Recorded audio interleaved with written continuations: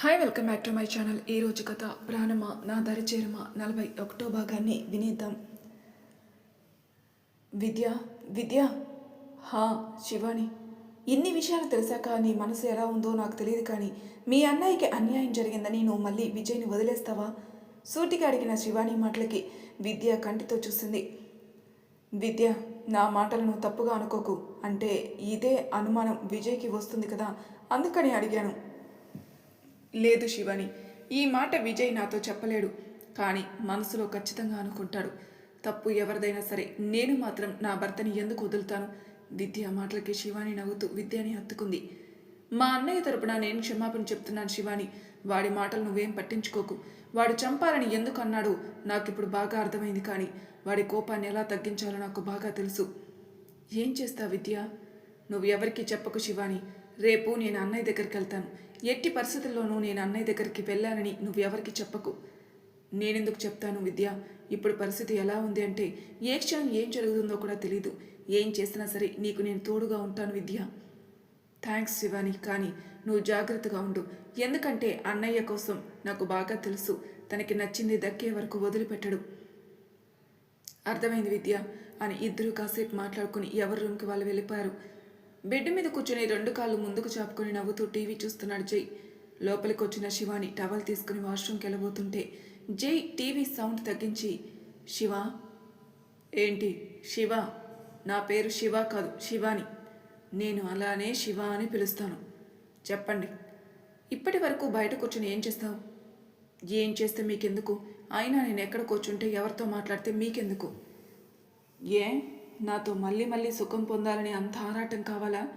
ఆరాటంగా ఉందా? మరీ గొడవ పడుతున్నావు? జై మాట్లాడే మాటలకి కోపంగా చూసింది. ఏంటి మర్చిపోయావా? నా మాట వినకపోతే బెడ్ సీన్ అంటూ జై 2 కళ్ళు గుండ్రంగా తిప్పుతూ అనేసరికి శివాని తన కోపం తట్టుకోలేక కోపంగా జై మీదకెళ్ళి, పిచ్చి పిచ్చిగా ఉందా? ప్రతిసారి నోటికొచ్చింది వాగుతున్నావు. నోటికొచ్చింది వాగడం ఏంటి? అయినా ఈ టైం వరకు సొల్లు కబుర్లేంటి? తెలీదా నీకు? టైంకి మొగుడికి అన్నం పెట్టాలి, టైంకి అని సమకూర్చాలని. నేనెందుకు టైంకి నీకు ఫుడ్ పెట్టాలి? నువ్వు నా విషయంలో చేసింది ఏది అంత ఈజీగా మర్చిపోను. మర్చిపో అని నేను అనను, కానీ నువ్వే నా ప్రేమను చూసి మర్చిపోతావు. చెప్పు, మర్చిపోతావు కదా? నవ్వుతూ అడిగాడు జై. కోపంగా జై షర్ట్ కలర్ పట్టుకుని, మర్చిపోతాను, అది కూడా ఎప్పుడు అంటే నేను చచ్చాక. చాలా కోపంగా అన్న శివాని మాటలకి జై ఒక్కసారిగా ఆమెని బెడ్ మీదకి నెట్టి 2 చేతులు పట్టుకొని ఎటూ కదలకుండా లాక్ చేసి, ఏంటి వాగుతున్నావు? నోటికి ఏదొస్తే అది మాట్లాడతావా? చంపేస్తాను, అర్థమైందా? చంపేసిన శవాన్ని ఎన్నిసార్లు చంపుతావులే జై? సూటిగా అన్న శివాని మాటలకి జై కంట్లో గిర్రన నీళ్ళు తిరిగాయి. చెప్పు, ఎన్నిసార్లు చంపుతావు? నువ్వు నన్ను ఇప్పటికే చాలాసార్లు చంపేశావు. తాగిన మైకంలో నన్ను పాడు చేసి చంపేశావు. కృష్ణ ఆఫీస్ మళ్ళీ మళ్ళీ సుఖం కావాలి ఇస్తావా అంటూ నోటుకొచ్చిన మాటలతో నా మనసు విరిచేసి అప్పుడు చంపేశావు. చివరికి ఉదయం కూడా కారులో నా ఇష్టం లేకుండా బలవంతంగా ముద్దు పెట్టి నన్ను చంపేశావు. ఇలా ఎన్నిసార్లు చంపుతావు? ఒక్క మాట అడుగుతాను, నిజం చెప్పు శివ. మార్నింగ్ కేసు చేసినప్పుడు ఎందుకు నాకు అడ్డు చెప్పలేదు? ఎందుకు అడ్డు చెప్పలేదు? చెప్పాను. చెప్పేవో లేదు, నాకు బాగా గుర్తుంది. ఏ, నేను నోటికొచ్చింది మాట్లాడితే లాగిపెట్టి కొట్టచ్చు కదా, ఎందుకు మౌనంగా భరిస్తున్నావు? మౌనంగా ఉంది చెప్పనా? ఎందుకంటే నువ్వు కూడా నన్ను లవ్ చేస్తున్నావు కాబట్టి, మనసులో నా మీద ప్రేమను చంపుకోలేకపోతున్నావు కాబట్టి. అబద్ధం. అవును, నువ్వు నిజాలు ఎప్పుడు ఒప్పుకున్నావని అంటూ శివాని నుదుటిపైన ప్రేమగా ముద్దు పెట్టి ఆమె చెంపపై చెయ్యి వేశాడు. చాలా గట్టిగా కొట్టాను కదా, సారీ శివ. ఎంతో లాలనగా జై అనేసరికి శివాని అలానే చూస్తుండిపోయింది. నీకు తెలుసు కదా శివ, విజయ్ విషయంలో చిన్న పొరపాటు జరిగినా నాకు కోపం వస్తుందని. అయినా ఎందుకు అలా చేశావు? నాకు తెలుసు నువ్వు కావాలని చేయలేదని, కానీ ఎప్పుడు తెలివిగా ఆలోచించే నువ్వు ఎందుకు మార్నింగ్ తొందరపడి నిజం చెప్పావు? ఆమె చెంపపై బొటన వెళుతూ నిమురుతూ అన్నాడు. అతను మారతాడని నిజం చెప్పాను, కానీ లేదంటే నేనెందుకు చెప్తాను? కనీసం మార్పైనా వస్తుందని. అయినా విజయ్ అన్నయ్య ప్రాణాలు నేనెందుకు రిస్క్లో పెడతాను? నన్నలా కొట్టేశావు. నాకు తెలీదా విజయ్ అన్నయ్య ఎలాంటివాడు? తెలుసు శివ, కానీ ఒక్కోసారి మన కంగారులోనే ఇలానే చిన్న చిన్న పొరపాట్లు కాస్త పెద్దదిగా తెచ్చుకుంటాం. నువ్వు మారతాడని నిజం చెప్పావు, కానీ చూసావు కదా ఏం జరుగుతుందో. నేను కావాలని చేయలేదు కదా. నాకు తెలుసు, కానీ ప్లీజ్ ఇంకెప్పుడు నీకు చెప్పిన విషయాలు పొరపాటున ఎవరికీ చెప్పకు. నువ్వు నా దానివని కదా నీతో చెప్తుంటాను, కానీ ఎందుకు నువ్వు అలా అందరితో చెప్పి నీ మీద ఉన్న నమ్మకాన్ని ఒమ్ము చేసుకుంటావు? నేను ఆ టైంలో ఫ్యామిలీ కోసం ఆలోచించి చెప్పాను తప్ప మీకు ఇచ్చిన ప్రామిస్ నేనెందుకు బ్రేక్ చేస్తాను? అతని చెంపపై చేయి వేసేలోపే జై ప్రేమగా ఆమెని గుండెలకి హత్తుకున్నాడు. ఎంతగా అంటే ఊపిరి ఆడనంతగా. ఒక తల్లి అప్పుడే పుట్టిన పసిపాపని ఎలా తన ఎదకి హత్తుకుంటుందో అంతే ప్రేమగా జై ఆమెని తన ఎదకి హత్తుకున్నాడు. ఎందుకో ఎక్కడలేని ఏడుపు, కోపం అన్నీ తన్నుకొచ్చాయి శివానికి. కొన్ని నిమిషాల పాటు అతని కౌగిలి వెచ్చదనం పొందిన అతను అంతలోనే జై చేసిన మోసం గుర్తుకొచ్చి ఒక్కసారిగా అతన్ని వెనక్కి నెట్టి ఏడుస్తూ వాష్రూమ్కి వెళ్ళింది. ఆమె చేసిన పనికి జై ఏం మాట్లాడలేదు. తనలోని తాను కాసేపు ఆలోచించుకొని చిన్నగా నవ్వుకున్నాడు. ఏయ్, ఇప్పటి వరకు ఎక్కడికి చచ్చావే? రూమ్లోకి వచ్చిన విద్య మీద ఫైర్ అయ్యాడు విజయ్. అది శివానితో కాసేపు మాట్లాడాను. అవునా, మా చెల్లితో మాట్లాడావా అంటూ చేతిలో ఉన్న ల్యాప్టాప్ పక్కన పెట్టి చెప్పు, నేను ఆ మ్యాటర్ కోసమే వెయిటింగ్. చెప్పిందా జైకి తనకి మధ్య ఏం జరిగిందో? లేదు అంటూ విజయ్ పక్కన కూర్చుని ఎంత అడిగినా నిజం చెప్పలేదు విజయ్. అదేంటే?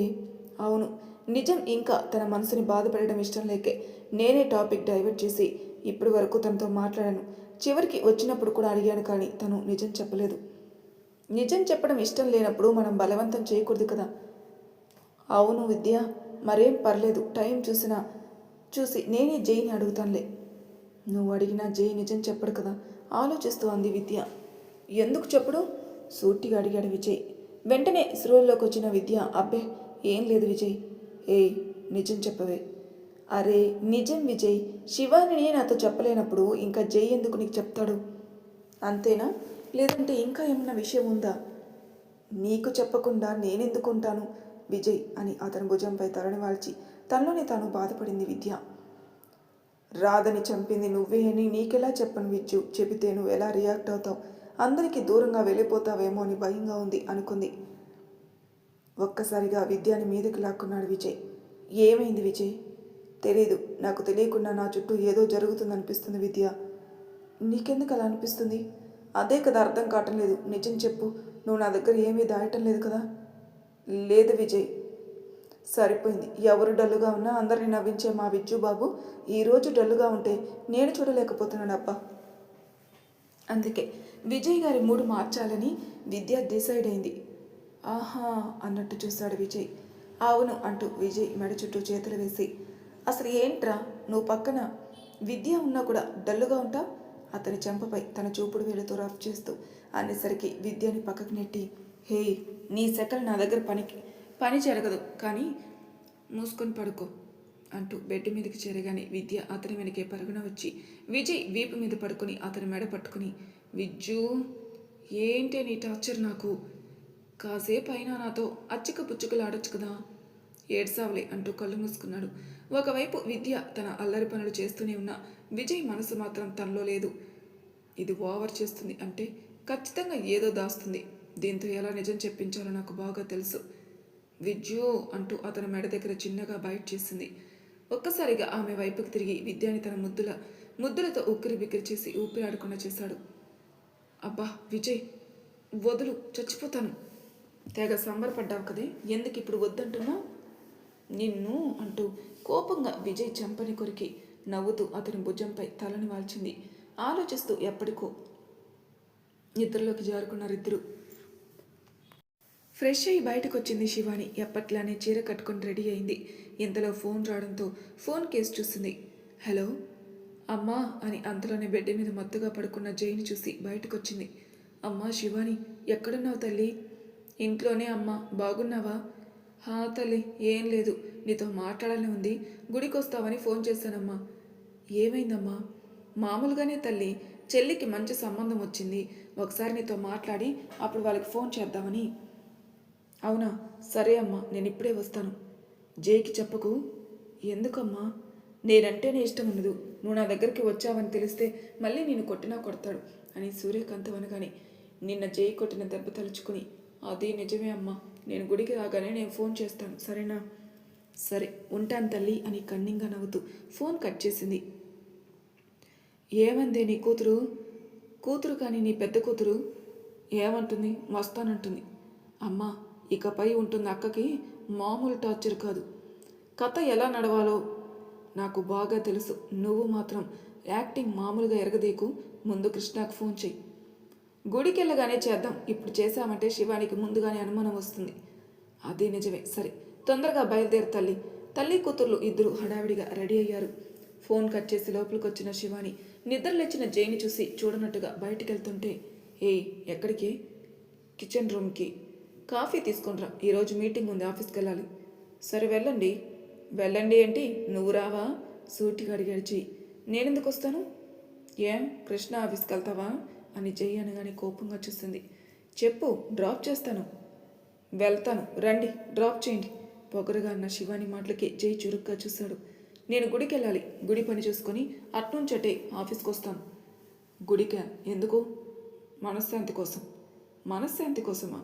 అవును, మీతో మాట్లాడే టైం లేదు నాకు. సరే అయితే కాఫీ తీసుకునిరా, నేను తీసుకుని వెళ్తానులే గుడికి అని జై అనగానే శివాని షాక్ వచ్చేసింది. కొంపదీసి అమ్మతో మాట్లాడిన మాటలు విన్నాడా ఏంటి అనుకుని ఆలోచిస్తూ కిచెన్ రూమ్కి వచ్చింది. ఏంటి శివాని డల్గా ఉన్నావు? కాఫీ కలుపుతూ అడిగింది విద్య. ఏముంది, ఇది సంగతి అంటూ జరిగిన విషయం చెప్పింది. ఒక పని చేద్దాం, నేను అన్నయ్య దగ్గరికి వెళ్ళాలి కదా, విజయ్కి ఏం చెప్పి మేనేజ్ చేయాలా అని చూస్తున్నాను. మనమిద్దరం కలిసి గుడికి వెళ్దామని బయటికి వెళ్దాం, ఏమంటావు శివాని? అవును, ఆ పని చేద్దాం అని శివాని కాఫీ కలిపి జైకి తీసుకుని వెళ్ళింది. విద్య విజయ్కి తీసుకుని వెళ్ళి విషయం చెప్పింది. ఏమంటావు, వెళ్ళనా గుడికి? సరే వెళ్ళు అని విజయ్ అనగానే ఊపిరి పీల్చుకుంది విద్య. నేను డ్రాప్ చేస్తానన్నాను కదా, మరీ సడన్గా విద్యను తీసుకుని వెళ్ళడం ఏంటి గుడికి? మీతో రావడం నాకు ఇష్టం లేదు, అందుకే విద్యతో వెళ్తున్నాను అని తన బ్యాగు ఫోను తీసుకుని బయటకు వచ్చింది శివాని. అనుకున్న ప్లాన్ ప్రకారం విద్య వాళ్ళ ఇంటికి, శివాని గుడికి వెళ్ళింది. హాల్లో డైనింగ్ టేబుల్ మీద ఐటమ్స్ సర్దుతున్న సుమ లోపల అడుగు పెట్టిన విద్యను చూసి షాక్ అయింది. ఎలా ఉన్నావమ్మా? ఎందుకొచ్చావు? కోపంగానే అడిగింది సుమ. ఏ అమ్మా, నా మీద ఇంకా కోపం పోలేదా? నువ్వు చేసింది చిన్న పని కాదుగా నీ మీద కోపం పోవడానికి. మీ అన్నయ్యనే వెన్నుపోటు పొడిచావు కదా. అమ్మా, అప్పటి పరిస్థితులు వేరు, ఇప్పుడు పరిస్థితులు వేరు. అందుకని ఇంకా ఎప్పుడు నా మీద కోపంగానే ఉంటావా అమ్మా? కోపం కాదు, బాధ. నీ ఇష్టానికి నువ్వు ఎవరికీ చెప్పకుండా పెళ్లి చేసుకున్నావు, అది చాలదు అన్నట్టు జై శివాని నిశ్చితార్థం ఫంక్షన్లో విజయ్ నేను ఎంత చూసుకుంటున్నాడో, ఎంత నమ్ముతున్నాడో కూడా నాకు బాగా అర్థమైంది. నాకే అనిపించింది, నా భర్తని చంపిన ఆ కుటుంబం అంటేనే పడని నా కొడుక్కి నా కూతురు ఎందుకు సిగ్గు లేకుండా అన్ని మాటలు పడుతుందో నాకు అర్థం కావడం లేదు. జరిగిపోయిన గతాన్ని ఎందుకమ్మా తవ్వుకోవటం? నీ మంచి మాటలు మంచిదనం ఆ విజయ్ దగ్గర చూపించుకో, అంతేకాని మా అమ్మ దగ్గర కాదు. రూమ్ నుంచి బయటకు వస్తూ అన్నాడు కృష్ణ. అన్నయ్య. అబ్బా, అన్నయ్య ఇప్పుడు గుర్తుకొచ్చాడా చెల్లెమ్మ? అన్నయ్య అంటున్నావు? క్షమించండి, ఇప్పుడు ఇంకెప్పుడు మిమ్మల్ని అన్నయ్య అని పిలవను. మరీ మంచిది. మాకిష్టం లేని పెళ్లి చేసుకుని మమ్మల్ని వదిలేసిపోయిన నువ్వు ఈ రోజున ఏ ముఖం పెట్టుకొని వచ్చావు? నా పసుపు కుంకాలు కాపాడుకోవడానికే. విద్యా మాటలకి సుమ ఏం అర్థం కాకుండా చూసింది. కృష్ణ చప్పట్లు కొడుతూ, what a game, watch A game. నువ్వు నా గుమ్మం మెట్టు తొక్కినప్పుడే అర్థమైంది విద్య, నువ్వు విజయ్ ప్రాణాలు కాపాడుకోవడానికి నా దగ్గరకు వస్తావని. విజయ్ ప్రాణాలేంటి? ఏం అర్థం కాకుండా అడిగింది సుమ. రాధని చంపింది విజయ్ అని తెలిసి నా భర్త ప్రాణాలను తీయాలని చూస్తున్నాడమ్మా అన్నయ్య. ఏంటి? అవును అంటూ విద్య జరిగిన విషయం చెప్పగానే అలానే చూస్తుండిపోయింది. ఎందుకన్నయ్య, ఎవరూ కావాలని తప్పు చేయకపోయినా పగని పెంచుకుంటున్నావు? పెంచేలా చేసింది ఎవరు? సూటిగా అడిగాడు కృష్ణ. అది కాదన్నయ్య, నాకు నచ్చజెప్పాలని చూడక విద్య. అన్నయ్య ప్రేమించిన అమ్మాయి నిన్ను మోసం చేసింది కదా, జైని లవ్ చేసి మరి తనని ఏం చేయవా? అందుకే కదా చనిపోయింది, ఇంకేం చేయాలి రాదని. పైనుంచి నా పరిస్థితి చూసి ఏడుస్తుంది. చివరికి నువ్వు కూడా మా అన్నయ్య విషయంలోనూ మోసం చేశారు, నా తండ్రిని చంపారు అన్న జ్ఞానం లేకుండా నీ భర్త ప్రాణాలు కాపాడుకోవాలనే స్వార్థం తప్ప నీకు కనీసం మా మీద ఇసుమంతైనా ప్రేమ లేదే. అదేంటన్నయ్య అలా అంటావు? నా ముఖం చూసి చెప్పు. అమ్మ, నువ్వు అంటే నాకు ఇష్టం లేదా? లేదు, అందుకే ఇప్పుడు కూడా కనీసం నిజం తెలిసి అమ్మని ఓదార్చాల్సింది పోయి విజయ్ కోసం మాట్లాడుతున్నావు. నువ్వు ఎంత మాట్లాడినా ఉపయోగం లేదు, పో బయటికి. అన్నయ్య. వద్దమ్మా, చేసింది చాలు. నీ కపట ప్రేమ మాకు అవసరం లేదు. విద్య ఏడుస్తూ తన తల్లి వైపే చూసింది. వచ్చి చాలాసేపు అయింది, ఇంకా బయలుదేరి విద్య. మళ్ళీ మీ ఆయనకి తెలిస్తే నిన్ను కొడతాడు. వాళ్ళ చేత దెబ్బలు తిట్లు తినటం నీకు అలవాటే కదా. నువ్వు కూడా మారిపోయావా అమ్మా? అవును, మారాను. నా భర్తను చంపింది జై ఫ్యామిలీ అని తెలియగానే మనసు ఎప్పుడో మారిపోయింది. కానీ ఏం చేయను, పోయిన ఆయన తిరిగి రారు కదా. అందుకని రాధని చంపింది మా ఆయన అని తెలిసి కనీసం కూతురు భర్త అని కూడా చూడవా అమ్మా? చంపడం తప్పని నాకు తెలుసమ్మా, కానీ ఈ విషయంలో నేనేమి చేయలేను. నీ మాట విననని వాడు నా మాట ఎందుకు వింటాడు? నీ చేతులారా అని తెలిసి నీ జీవితాన్ని నువ్వే నాశనం చేసుకున్నావు అని సుమ ఏడుస్తూ తన రూమ్కి వెళ్ళిపోయింది. విద్య ఏడుస్తూ కృష్ణ వైపు చూసింది. కనికరం, జాలి అనేవి మర్చిపోయానమ్మా, జాగ్రత్తగా వెళ్ళి మీ అత్తారింటికి అని ఫోన్ రావడంతో లిఫ్ట్ చేసి, చెప్పు. ఎక్కడ కృష్ణ? ఏ వస్తుందా శివాని? అవును అని రమ్య అనగాని కృష్ణ వెంటనే ఫోన్ పెట్టేసి తననే చూస్తున్న విద్యని చూసి కోపంగా బయటికి వెళ్ళాడు. మరి తర్వాయి భాగంలో ఏం జరుగుతుందో నెక్స్ట్ ఎపిసోడ్లో తెలుసుకుందాం. అంతవరకు నా ఛానల్ సబ్స్క్రైబ్ చేయని వాళ్ళు ప్లీజ్ సబ్స్క్రైబ్ చేసుకోండి, లైక్ చేసి షేర్ చేయండి, మీ అభిప్రాయాలు నాకు కామెంట్ రూపంలో తెలియజేయండి. Thank you for listening.